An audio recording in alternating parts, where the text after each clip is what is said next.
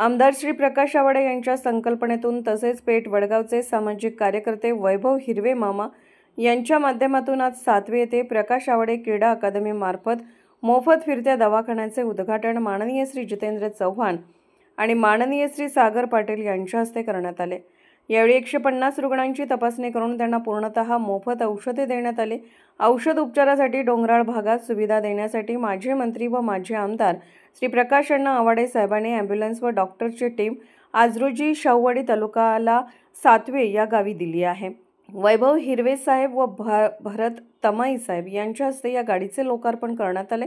या वेळेला वैद्यकीय अधिकारी डॉक्टर सौ सुषमा पुजारी, सौ विद्याताई लंबरे, अनिकेत वावरे तसेच संजय सावंत, कामगार आघाडी पन्हाळा अध्यक्ष धनाजी काळे, युवा मोर्चा पन्हाळा सरचिटणीस अमर केकरे, युवा मोर्चा उपाध्यक्ष पन्हाळा राहुल जाधव, युवा मोर्चा भटके विमुक्त सरचिटणीस अनिल काळे, शिवसेना संघटक प्रमुख पन्हाळा सागर पाटील, जितेंद्र चव्हाण, संदीप माळी, ग्रामपंचायत सदस्य, सर्व पदाधिकारी व ग्रामस्थ मोठ्या संख्येने उपस्थित होते।